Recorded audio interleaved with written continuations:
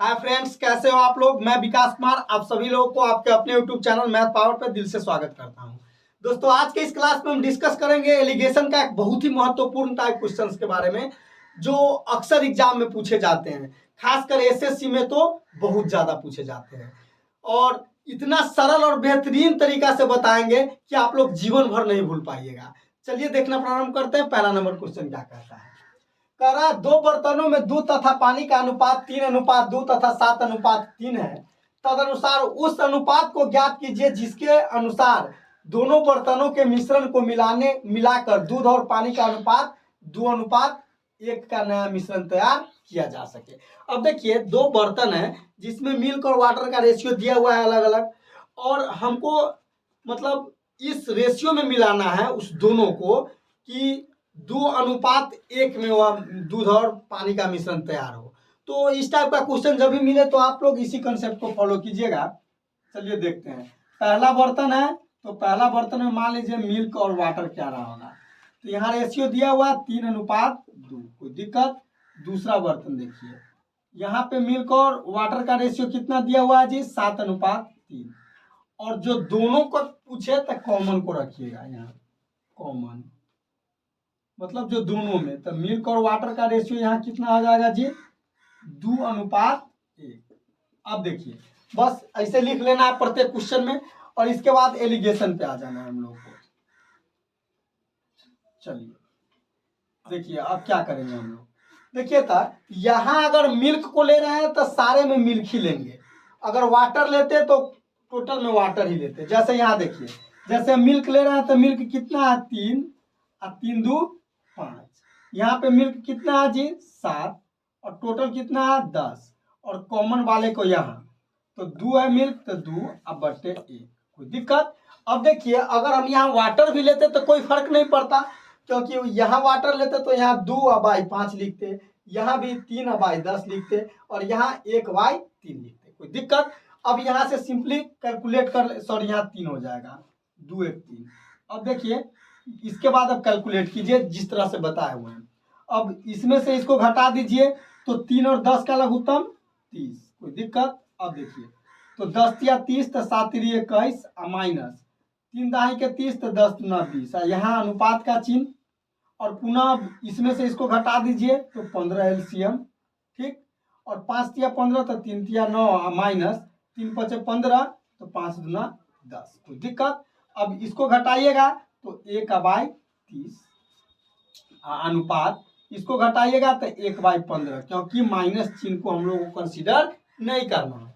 अब देखिए 15 दूना 30, कोई दिक्कत। अब क्रॉस गुना कर देंगे तो क्या हो जाएगा जी, 1:2, 1:2। मतलब किस अनुपात में मिलाएंगे, तो 1:2 में। बताइए, जरा सा भी प्रॉब्लम है तो इस पे मैं 1-2 क्वेश्चन और करके दिखाता हूँ। चलिए अब दूसरा नंबर क्वेश्चन क्या कह रहा है। कह रहा है एक प्रयोगशाला में 2 बोतलों में क्रमशः 2:5 तथा 7:3 के अनुपात में अम्ल तथा जल का मिश्रण है। इन दोनों बोतलों के सामग्री को किस अनुपात में मिलाया जाए कि नए मिश्रण में अम्ल तथा जल का अनुपात 2:3 हो।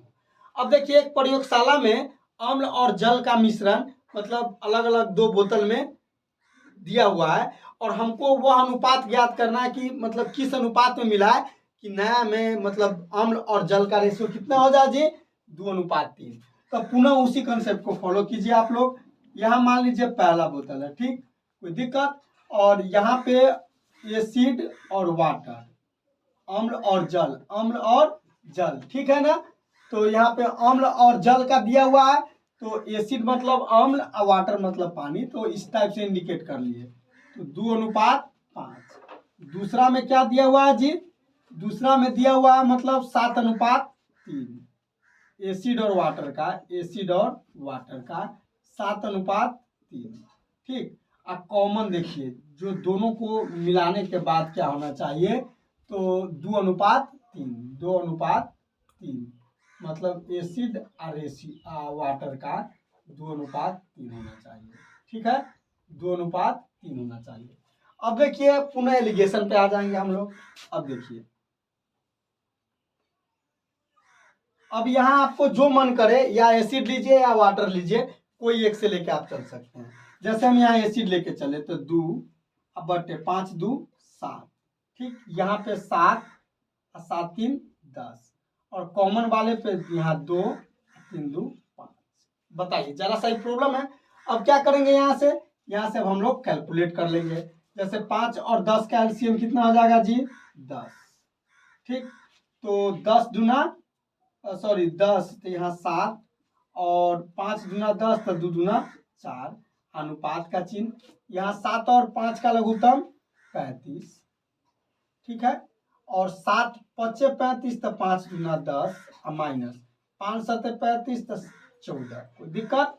अब देखिए, अब 7 में से 4 गया तो कितना हो जाएगा जी, 3 और बाई 10, अनुपात यहाँ क्या हो जाएगा 4 और बाई 35, क्योंकि माइनस सिंबल को नहीं लेना है। अब यहाँ जरा देख लीजिए, अब जो है इसको हम लोग काट दिए हैं 5 से, मान लीजिए तो 5 से 5 सते 35 और 5 दूना 10।